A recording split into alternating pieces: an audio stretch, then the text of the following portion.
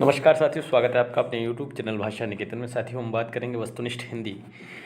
Doctor Puneet राय की ये पुस्तक है हमारी, और इससे हम साथियों पढ़ रहे हैं काव्यशास्त्र, और हमारा भारतीय काव्यशास्त्र साथियों ये है आपका पाँचवा वीडियो है। और भारतीय काव्यशास्त्र को आज हम संपूर्ण रूप से पढ़ लेंगे पुनीत राय जी की पुस्तक से। तो चलिएगा वीडियो शुरू करेंगे, और वीडियो शुरू करने से पहले चाहेंगे कि चैनल पर नए हैं तो प्लीज़ चैनल को ज़रूर सब्सक्राइब कर लें। तो चलिएगा देखते हैं। देखिए साथियों, आज हम यहाँ पढ़ेंगे लक्षणा के भेद। ठीक है, लक्षणा को पढ़ेंगे और लक्षणा के भेद में आगे हम लोग देखते हैं। तो साथियों देखिए, इसमें लक्षणा में आपका एक रूढ़ि लक्षणा और प्रयोजनवती लक्षणा, और प्रयोजनवती में गौणी हो जाती है और शुद्धा, और ये गौणी में आपका सारोपा और साध्य बसाना। ठीक है, और इस तरीके से ये शुद्धा में आपका उपादानम लक्षणा और लक्षण लक्षणा। ठीक है, इस तरीके से ये हो जाते हैं। और उपादानम लक्षणा में सारूपा और साध्य बसाना है, और इसी तरीके से लक्षण लक्षणा में सारूपा और साध्य बसाना है। तो सारूपा और साध्य बसाना इन सभी के भेद हैं। तो चलिए देखते हैं। अब देखिए, जब रूढ़ि के आधार पर लक्षणा की जाए, जब रूढ़ि के आधार पर लक्षणा की जाए या मुख्यार्थ को छोड़कर लक्ष्यार्थ को ग्रहण किया जाए तो कौन सी लक्षणा होगी? तो रूढ़ि लक्षणा होगी। जब किसी अभिप्राय विशेष या प्रयोजन के आधार पर लक्षणा की जाए तो कौन सी होगी? प्रयोजनवती होगी। जब प्रयोजन के आधार पर की जाएगी तो प्रयोजनवती। और यहाँ मुख्यार्थ को छोड़कर लक्ष्यार्थ को ग्रहण किया जाए तो आपकी रूढ़ि लक्षणा होगी। लक्षणा के मुख्य आपके भेद हैं तो रूढ़ि लक्षणा, प्रयोजनवती लक्षणा। लक्षणा के कुल कितने भेद माने जाते हैं? 12। किस लक्षणा को अभिधा पुच्छभूता कहते हैं? रूढ़ि लक्षणा को अभिधा पुच्छभूता कहते हैं। किस आचार्य ने लक्षणा के 80 भेदों का उल्लेख किया है? विश्वनाथ ने। ठीक है,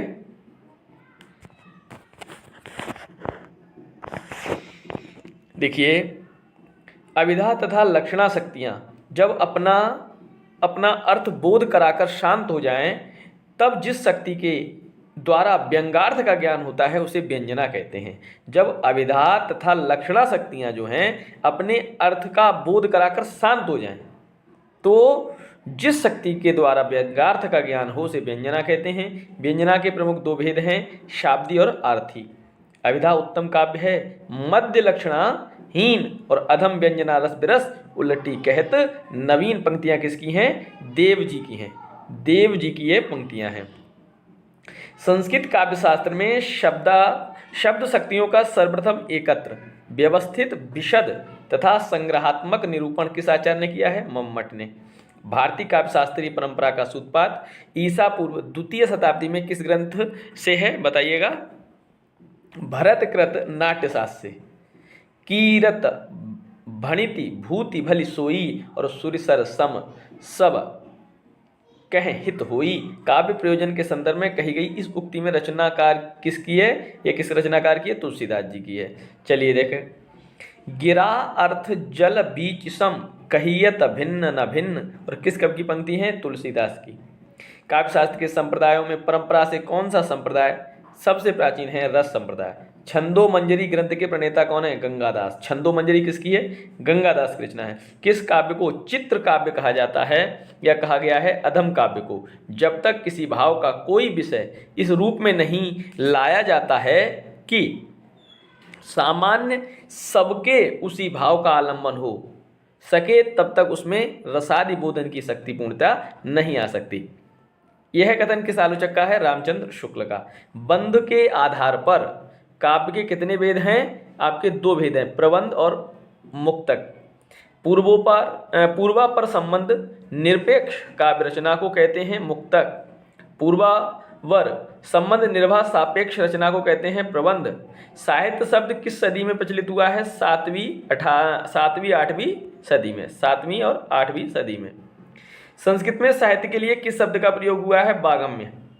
रस का विरोध किस आचार्य ने किया है? भामा ने रस का विरोध किया है। भारतीय काव्यशास्त्र में काव्य हेतु कितने माने हैं? काव्य हेतु 3 है, प्रतिभा, व्युत्पत्ति और अभ्यास।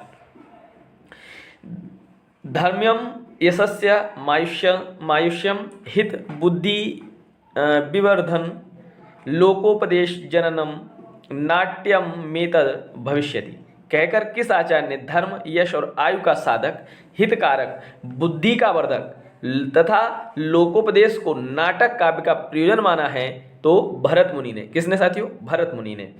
अब देखिए, धर्मार्थ काम मोक्षेषु वैक्षभ्यम कलासु च करोति कीर्ति प्रीति च साधु काव्य निबंधन।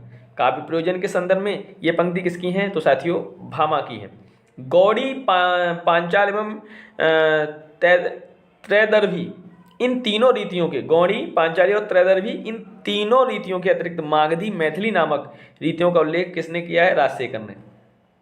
किस रीति का दूसरा नाम ग्राम्या है? पांचाली का। तात्पर्य क्या है? अभिधा, लक्षणा और व्यंजना की तरह चौथे प्रकार की नई शब्द शक्ति है आपकी तात्पर्य। भामा अभाववादी कहलाते हैं क्योंकि उन्होंने काव्य में ध्वनि की सत्ता स्वीकार नहीं की। कविता को किसने मनुष्य के व्यक्तित्व का प्रकाशन कहा है? रविन्द्रनाथ टैगोर। किस तत्व को लोकोत्तर चमत्कार प्राण कहा है? रस को। प्रतिभा मात्र को ही काव्य का हेतु सर्वप्रथम किसने माना है? हेमचंद्र ने। प्रबंध काव्य को भाविक अलंकार नाम किसने दिया है? दंडी ने। वाग्वैदग्ध्य प्रधानी अपि रस एवात्र जीवितम का सूत्र किसका है? अग्नि पुराणकार का। गुणीभूत व्यंग के कितने भेद हैं? 8। वाच्यता असह का अन्य नाम है रस ध्वनि। भरत ने हास रस कितने भेद माने हैं? 6। असंलक्ष्य क्रम व्यंग ध्वनि कहकर रस को ध्वनि का भेद किस आचार्य ने माना है? आनंदवर्धन। कुंतक ने वक्रोक्ति के भेद व उपभेद माने हैं 6 भेद और 41 उपभेद। हेतुर्न तु हेतवः किसने कहा है? मम्मट ने। रमणीय अनुभूति, उक्ति, वैचित्र और छंद, इन तीनों का समंजित रूप कविता है। कथन किसका है? नगेंद्र का। किस आचार्य ने शब्दालंकारों को अधम काव्य, अर्थालंकारों को मध्यम काव्य तथा गुणीभूत व्यंग और ध्वनि क्रमशः उत्तम और उत्तमोत्तम कहा? जगन्नाथ ने। जनश्रुति के आधार पर किस आचार्य को रस के प्रवर्तक होने का श्रेय दिया जाता है? तो नंदिकेश्वर। भरत ने नाट्यशास्त्र में भावों की संख्या 49 गिनाई है। 8 स्थायी भाव, 33 व्यभिचारी भाव और 8 सात्विक भाव। भरत मुनि द्वारा श्रृंगार रस के भेद अवस्थानुसार संयोग वियोग है और अभिनय की दृष्टि से वचनात्मक, वेशात्मक और क्रियात्मक। पुरुषार्थ की दृष्टि से धर्म श्रृंगार, अर्थ श्रृंगार और काम श्रृंगार। अवस्थानुसार संयोग और वियोग है। धनंजय ने श्रृंगार के 3 भेद किए, अयोग, विप्रयोग और संभोग। भरत ने करुण रस के 3 भेद किए, धर्मोपदातज, अर्थापचयोद्भव, शोककृत। भरत द्वारा भयानक रस के भेद हैं 3, व्याजन्य, कृत्रिम या अपराधजन्य और वित्रासितक। ये आपके 3 भेद हो गए। भरत द्वारा बीभत्स रस के भेद 2 हैं, शुद्ध या क्षोभक्ष, अशुद्ध या उद्वेगी। भरत द्वारा अद्भुत रस के भेद हैं 2, दिव्य और आनंदज। भरत द्वारा रौद्र रस के भेद हैं 3, आंगिक, वेशात्मक और वचनात्मक। काव्यम गृहालंकारात सूत्र किसका है? वामन का। सौरंदम अलंकार, सौरंदम लिखा है इसमें। कथन किसका है? वामन। काव्य शोभाया कर्तारो गुणा तदतिश्य यह तेवहा अलंकारा। कथन किसका है? वामन का। रस के संबंध में भरत पूर्व 2 परंपराएं पाई जाती हैं। एक है द्रुहिण अर्थात ब्रह्मा की और दूसरी है वासुकी की। द्रुहिण 8 रस मानते थे एवं वासुकी 9 शांत रस भी मानते थे। अलंकार संप्रदाय के संस्थापक आचार्य भामा ने अलंकारों का प्राण तत्व किसे माना है? वक्रोक्ति को। अलंकारों का वैज्ञानिक वर्गीकरण सर्वप्रथम किस आचार्य ने किया है? रुद्रट ने। भरत मुनि ने नाट्यशास्त्र में श्रृंगार रस का वर्णन श्याम तथा उसका वेश श्याम तथा उसका वेश उज्ज्वल बताया है। आचार्य भामा ने काव्य हित किसे माना है? प्रतिभा को। काव्यम तु जायते जातु कस्यचित् प्रतिभावतः। काव्य हेतु के संदर्भ में यह उक्ति किसकी है? भामा की। एत एव विपर्यस्ता गुणः काव्येषु कीर्तितः। दोष का विपर्य काव्य में गुण माना जाता है, कथन किसका है? भरत का। गुण के प्रतिष्ठापक आचार्य हैं वामन। काव्य शोभाया कर्ता से धर्मागुणः, कथन किसका है? वामन का। गुण संप्रदाय को किस संप्रदाय के अंतर्गत माना जाता है? रीति संप्रदाय। काव्य शोभाया कर्तारो धर्मागुणः तदा तिशय हेत वस्त्वलंकारः। काव्य की शोभा करने वाले धर्म गुण हैं और उसको अधिक उत्कर्ष देने वाले अलंकार, कथन किसका है? वामन का। किस आचार्य ने रामायण में करुण रस एवं महाभारत में शांत रस का प्राधान्य माना है? आनंदवर्धन ने।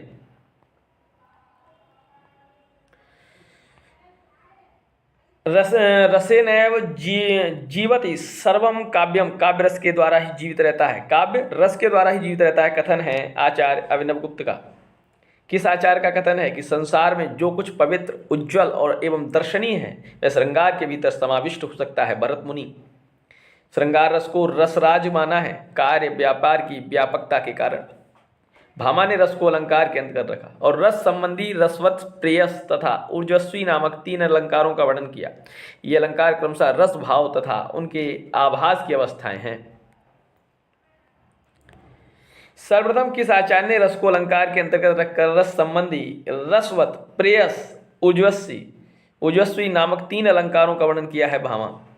किस आचार्य ने गुणों को शोभा कर धर्म, अलंकारों को शोभा वर्धक तथा रस को गुणों की कांति कहा है? वामन। सर्वप्रथम किस आचार्य ने रसालंकारों में समाहित को स्वीकार किया तथा नाट्य में शांत रस की प्रतिष्ठा की? उद्भट।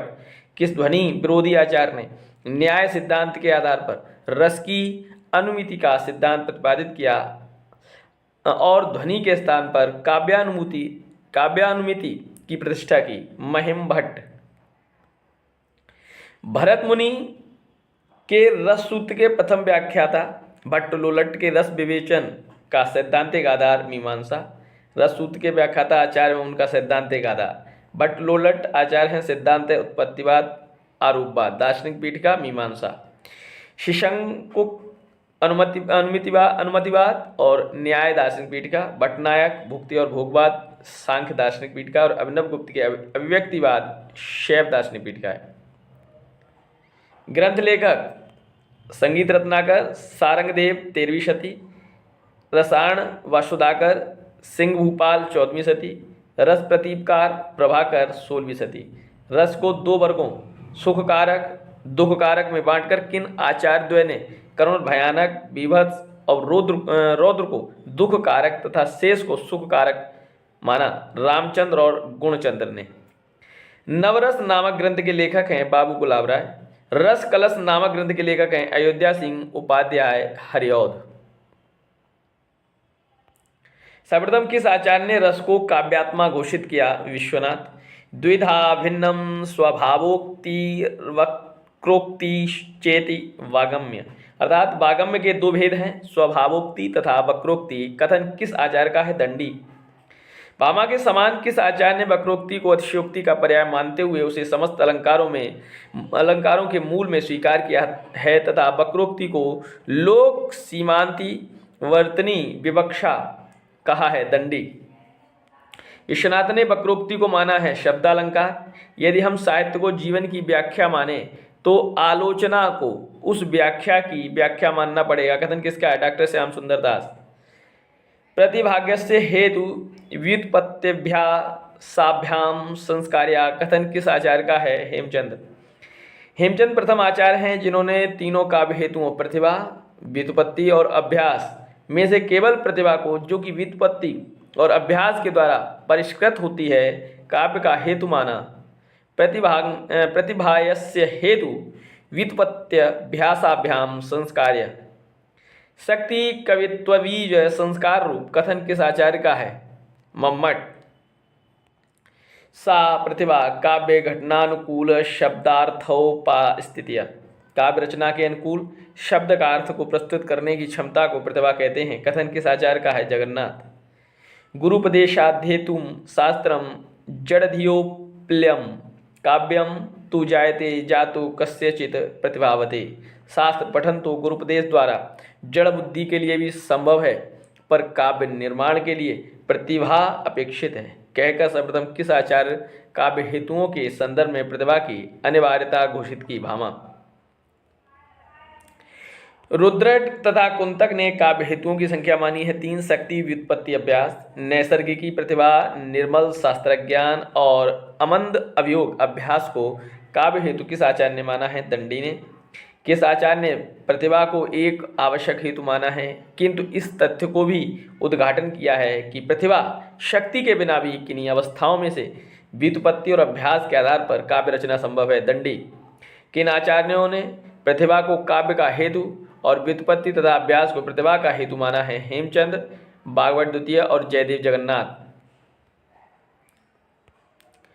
किस आचार्य ने प्रतिभा अथवा शक्ति को काव्य का अनिवार्य हेतु और व्युत्पत्ति अथवा निपुणता तथा अभ्यास को काव्य का काम्य हेतु माना है? आनंद वर्धन।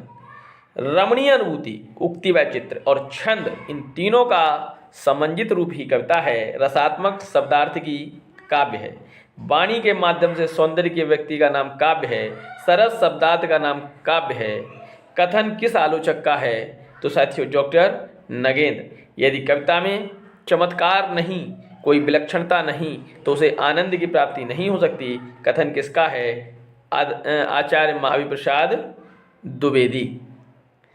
राजशेखर ने रस का प्रतिष्ठाता किसे माना है? नंदिकेश्वर को। केशव मिश्र 16वीं सदी ने रस सिद्धांत का आदि प्रवर्तक किसे माना है?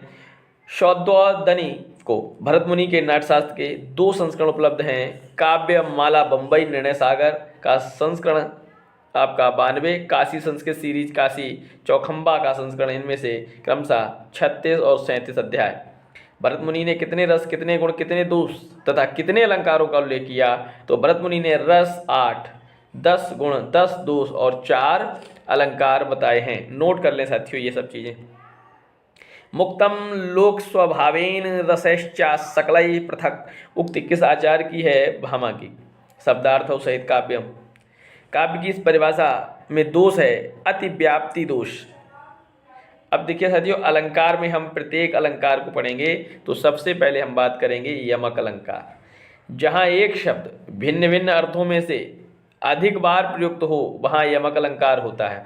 माने एक शब्द भिन्न भिन्न अर्थों में एक से अधिक बार प्रयुक्त होता है। जैसे के की, रव की, नूपुर ध्वनि सुन, जगती, जगती की, मूक प्यास, माधवी वर्मा। तो यहाँ जगती शब्द की आवृत्ति में यमक है। प्रथम जगती की क्रिया है जगना और द्वितीय जगती माने पृथ्वी है, तो यहाँ पर आपका यमक अलंकार हो गया। अगला देखिए श्लेष क्या कहता है कि जहाँ ऐसे शब्दों का प्रयोग जिनके एक से अधिक अर्थ हों, वहाँ श्लेषालंकार होता है। जैसे रहमन पानी राखिए बिन पानी सब सून, यह पानी है ना, इस पानी का पानी गए न उबरे मोती मानुष चून। यहाँ देखिए पानी का अर्थ पहले के लिए चमक है, दूसरे के लिए मनुष्य की प्रतिष्ठा है और यहाँ पर चून के लिए जल है। तो यहाँ पानी का अर्थ तीनों का अलग अलग है। वक्रोक्ति का अलंकार देखिए, जहाँ श्लेष अथवा काकू कंठ ध्वनि को बदलकर से कहने वाले कथन का सुनने वाला दूसरा ही अर्थ करे, वहाँ वक्रोक्ति अलंकार होती है। जब आप पिता के वचन पाल सकते हैं, तब माँ की आज्ञा भरकर टाल सकते हैं। यहाँ द्वितीय पंक्ति में काकू द्वारा नहीं टाल सकते हैं, यह अर्थ होता है। यहाँ वक्रोक्ति है, ठीक है, घुमावदार कोई कथन कहा जाए, ठीक है। अब देखिए, जहाँ उपमा अलंकार किसी प्रकार की समानता के कारण एक वस्तु दूसरी वस्तु से समान कही जाए, वहाँ आपका उपमा अलंकार के 4 भेद। उपमेय, जिस वस्तु का वर्णन किया जाता है उसे उपमेय। उपमान, किसी वस्तु के लिए जिस वस्तु की समता दी जाती है उसे उपमान। साधारण धर्म, जिस विशेषता के कारण उपमेय और उपमान में समता दिखाई जाती है। और वाचक शब्द, जिन शब्दों के द्वारा उपमेय उपमान के मध्य आप हम कहें तो समानता सूचित की जाती है, तुलना की जाती है, वहाँ वाचक शब्द। सा, इव, तुल्य, लौ, सदृश, सम, ज्यों, जैसे, जिमि, समान, इमि आदि उदाहरण। ये पीपर, पात, सरेस है ना, ये सब किसमें आए? पीपल का पत्ता और मन, तो मन उपमेय हो गया, पीपल का पत्ता उपमान हो गया, सरिस वाचक शब्द हो गया, और डोलना दोनों की है, मन भी डोलता है पीपल का पत्ता, तो डोलना आपका साधारण धर्म हो गया। यहाँ मन उपमेय है, पीपल का पत्ता उपमान है, सरिस वाचक शब्द है, डोला साधारण धर्म है, अतः यहाँ उपमा अलंकार हो जाएगा। चलिए देखते हैं रूपक। रूपक उपमेय में उपमान का आरोप रूपक कहलाता है। रोमावली की सरसैया में अर्थात रोमावली रूपी सरसैया।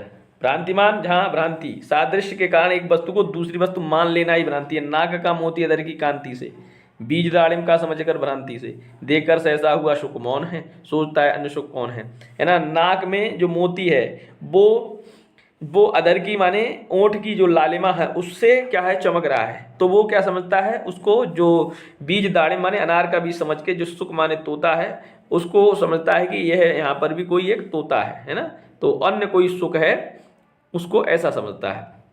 यहाँ उर्मिला की नाक और मोती में अनार का दाना पकड़े हुए शुक का भ्रम घर के पाले हुए सुक को हो रहा है। संदेह, यहाँ सत्यासत्य का ठीक निश्चय न होने पर उपमेय का उपमान के रूप में वर्णन किया जाए, जैसे विरह है अथवा यह वरदान।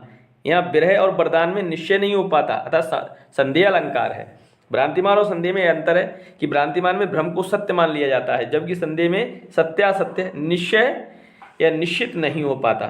अब देखते हैं उत्प्रेक्षा, जहाँ उपमेय प्रस्तुत और उपमान अप्रस्तुत रूप में संभावना की जाए, जैसे मनु मानो, जनु जानो, मानो जानो, इव खलु आदि, जैसे वह देखो बन के अंतराल से निकले, मानो है ना, जनु जानो, मनु मानो, इस प्रकार के शब्दों का, वाचक शब्दों का आते हैं। तो ये साकेत की पंक्तियां हैं। अतिशयोक्ति में क्या है, बड़ा चढ़ाकर बात कही जाएगी। जहाँ लोक सीमा का उल्लंघन करते हुए अर्थात बहुत बड़ा चढ़ाकर प्रस्तुत किया जाए, वहाँ जैसे पड़ी अचानक नदी पार, घोड़ा कैसे उतरे पार, राणा ने सोचा इस पार, तब तक चेतक था उस पार, तो माने सोच ही पाए तब तक चेतक ने पार कर दिया है नदी को, तो यहाँ बड़ा चढ़ाकर बात कही गई है। अब देखिए प्रति वस्तुपमा, माने जहाँ उपमेय और उपमान वाक्यों में एक ही साधारण धर्म विभिन्न शब्दों से कहा जाए, वहाँ प्रति वस्तुपमा अलंकार होता है। लसत सूर सायक धनुधारी, रवि प्रताप सन सोहत भारी। यहाँ पहला उपमेय वाक्य, दूसरा उपमान वाक्य है, दोनों में शोभना एक साधारण धर्म लसत सोहत इन दो शब्दों से कहा गया है, अतः यहाँ प्रति वस्तु उपमा होगा। दृष्टांत में देखिए, जहाँ उपमेय और उपमान में बिंब प्रतिबिंब भाव हो वहाँ दृष्टांत अलंकार होता है। जैसे एक म्यान में दो तलवारें कभी नहीं रह सकती हैं, किसी और पर प्रेम नारियां पति का क्या सह सकती हैं। यहाँ एक म्यान में दो तलवारों का रहना वैसे ही असंभव है जैसे एक पुरुष का दो नारियों पर अनुरक्त रहना। इस प्रकार यहाँ दोनों वाक्यों में बिंब प्रतिबिंब भाव है, यहाँ दृष्टांत अलंकार है। अब देखिए निर्दर्शना अलंकार, जहाँ दो पदार्थों में भिन्नता होते हुए भी उपमान के द्वारा उनके संबंध की कल्पना की जाए, वहाँ निर्दर्शना अलंकार होता है। जैसे मैं मृग मीन मृणालन की छवे, दास उन्हीं अखियान में देखो, माने यहाँ मृग मीन आदि उपमानों की छवि का आंखों उपमेय में आरोप किया गया है, अतः निर्दर्शना अलंकार है। समासोक्ति अलंकार, जहाँ समान विशेषणों के द्वारा प्रस्तुत माने उपमेय से ही उपमान अप्रस्तुत का विज्ञान कराया जाए, वहाँ समासोक्ति अलंकार होता है। जैसे पीली पर निर्वल कोमल कृष्ण देह लता कुमलाई, और विवसना लाज में लिपटी सासों में शून्य समाई। चांदनी के प्रस्तुत वर्णन से विशेषणों की समानता का कारण पांडुवर्ण क्षीण काय किसी कोमल नारी की प्रतीति होती है, अतः समासोक्ति है। विभावना अलंकार देखिए, कारण और कार्य के संबंध में चमत्कार पूर्ण कल्पना, और अर्थात कारण के अभाव में कार्य की उत्पत्ति। कारण अभाव कारण नहीं है लेकिन कार्य फिर भी हो रहा है। हाँ, जैसे बिनु पद चले सुने बिनु कान, बगैर पाँव की चलना बगैर कान के सुनना। कारण पैर और कान, अभाव में भी सुनना और मतलब चलना, ये सब क्या है, विभावना अलंकार।